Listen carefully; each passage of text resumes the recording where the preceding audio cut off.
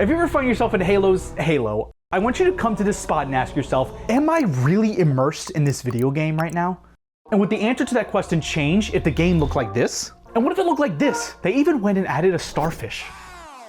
If we were gonna fully go off of visuals, you would think the one that looked more realistic would be the most immersive, right? But video games need more than pretty visuals to make something immersive. Halo is a game that has a lot of systems that make the game world feel alive. And in this video, I want to go over everything from weapon design, enemy behavior, and environments, and to see if adding more details to a game makes it more immersive.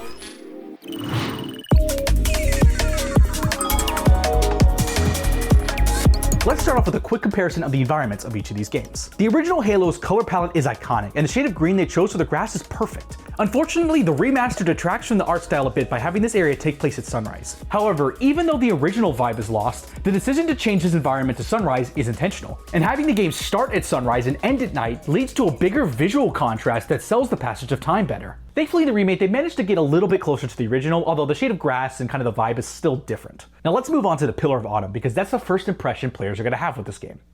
In the original Halo, the ship is clean and minimalist, which isn't that surprising for a military ship, although maybe military ships aren't clean. But you can kind of tell due to hardware limitations that the designers probably couldn't add as much detail as they would have liked to. And this is something you see throughout all the interior environments of Halo. A lot of the walls are just kind of flat textures, and they just use dark lighting to add variation to the scene. The remaster managed to add a lot more detail to the Pillar of Autumn, but I kind of feel like it went too far in the other direction. It feels a little over-designed. This is kind of a problem throughout the Anniversary remaster, and I think the perfect example of something that's over-designed is this announcement board. A lot of these look prettier, but in a military ship, I think the way it looks in the original feels like something you could see in an actual Marine warship. Thankfully, the remake found a better compromise between the original design and a futuristic aesthetic. While we're dogging on the remaster, another thing it gets wrong is just making the environments too bright. Like, look at how this bridge looks in the original. And here's how it looks like in the remaster. And this is what it looks like in the remake. Both the original and the remake have a more ominous lighting, which just adds to the atmosphere, which I think makes it more immersive for me. The remake for sure feels different than the original, but I think the outdoor environments feel a little bit more realistic to me. The sand looks real, the way the waves crash over the rocks feels so calm, and the shading of the Covenant ships makes them look foreign, but also something like you could see aliens actually using. And the lighting in the library and 343 Guilty Spark also do a great job of making things feel ominous. Don't get me wrong, the original environments are iconic and I love the way they look, but there's just something about the extra details of the remake that really drew me into this world. The original Halo is really a special game.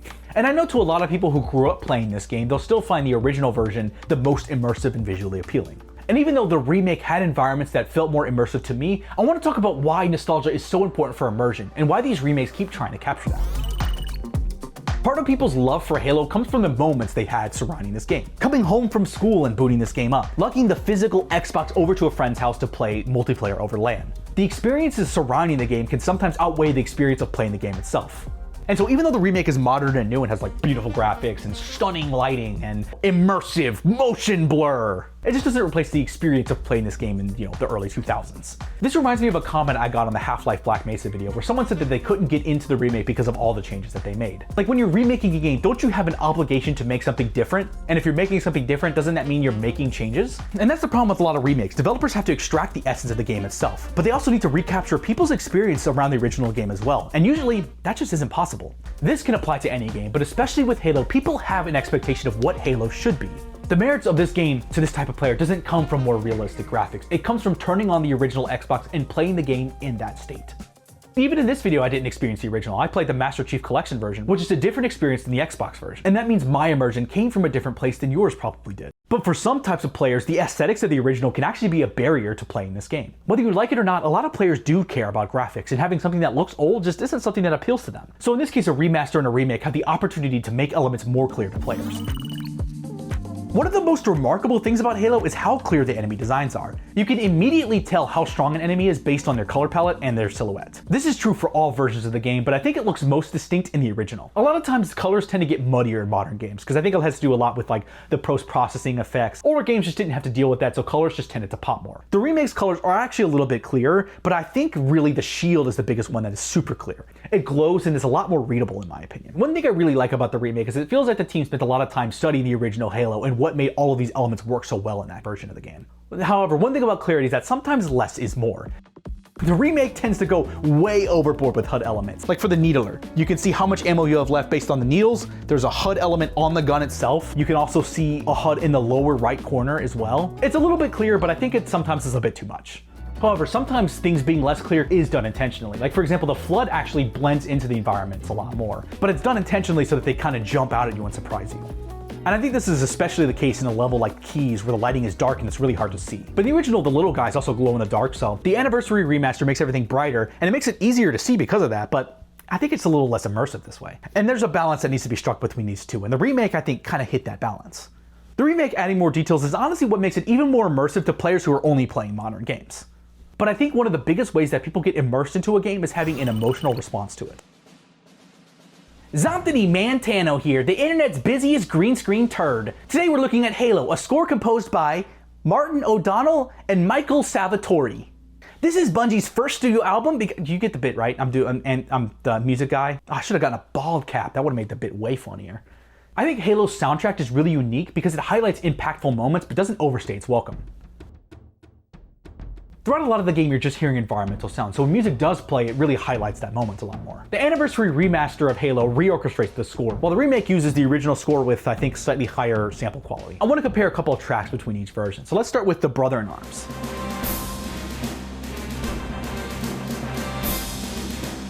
I think the original version is really well composed, but there's a drawback with synthesized music, and you can really hear it in the brass section. Like, just compare it to the remaster for a second.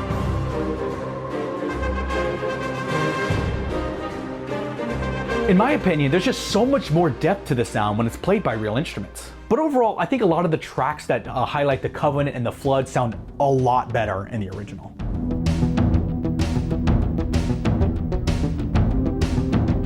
But it really depends on your personal preference. And overall, I'm feeling a strong 8 on the original, and I'm feeling a light to decent 6 on the remaster. Anyway, I've talked a lot about the aesthetic side of the game. Now it's time to talk about the gameplay. Halo's combat is really immersive because each weapon fills a specific niche.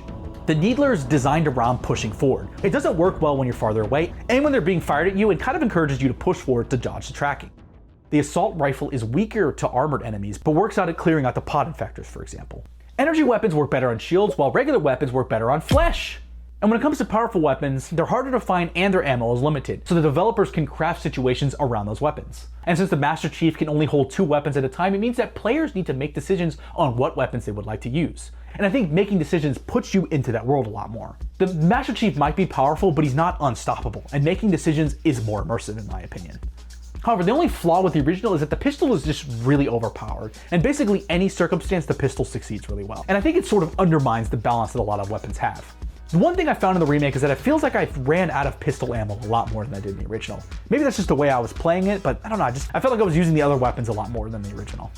The other thing about the remake is that the gunplay feels different. It feels a little closer to Halo Infinite, and because of that, the pistol just doesn't sound as good. However, the shotgun, look at this. Beefy, dude. That is beefy. They also added some weapons from later Halo games like the SMG and the beam rifle. To be honest with you, I think this is a welcome change of pace because I feel like the original game gets a little repetitive, and adding some extra weapons into the fray just made it more fun for me. Both versions of the guns have their own strengths and weaknesses, but I think the remake is slightly more immersive because of this one thing. You see this little like red thing in the center? This hit indicator to me just felt so satisfying. Because whenever you have something that just, yes, that just feels so good, yes! So let's talk about interactions before I actually explode. Halo is a sandbox shooter, which means elements can interact in ways you wouldn't expect. And I think this sandbox game design is why Halo is so successful. Nothing is more immersive than the game saying yes. Since the original and the remaster are basically the same game under the hood, they end up sharing the same mechanics. And because you get interactions like the plasma grenade blowing up even if they're dropped on the ground, or turrets flipping over when they explode, it just feels like you're actually in a battlefield. And the biggest reason why this is a sandbox is because these elements are interacting dynamically. It's not just scripted sequences. Like vehicles with wheels naturally slip on the ice, while floating vehicles can. Trivia time, what do you think floating vehicles can do? A, slip on the ice. B, make iced tea. C, subscribe. D, float over the ice.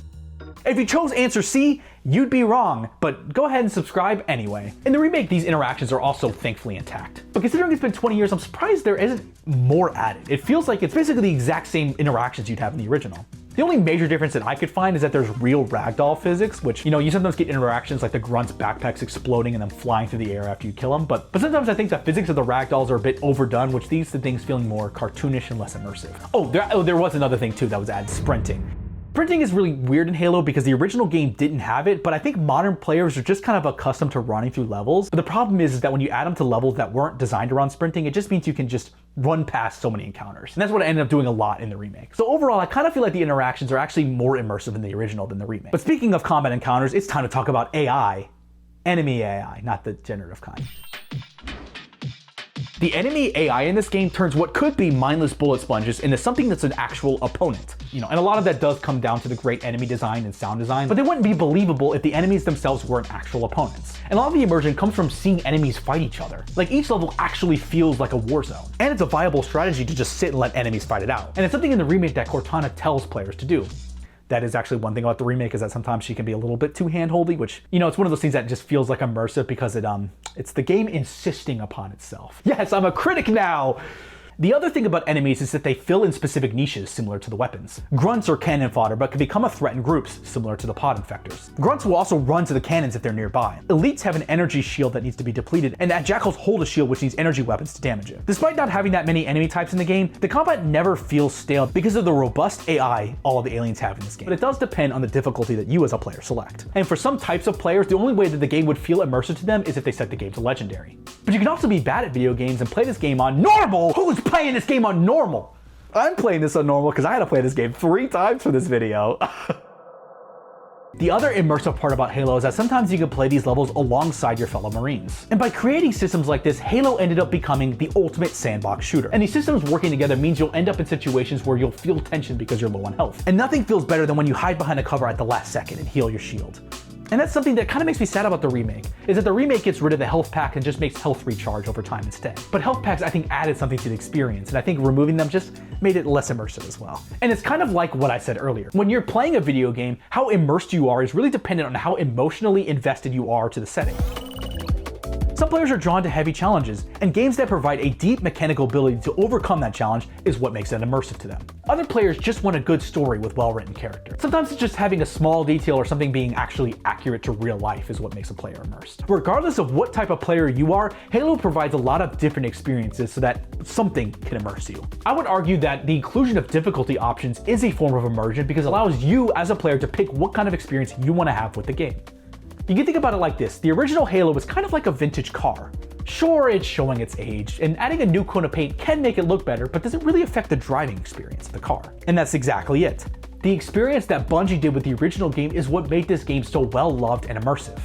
And so while adding details is like a new coat of paint and is really cool to see, ultimately, what makes a game immersive is the gameplay. And because of that, I think the original is the most immersive. Video complete!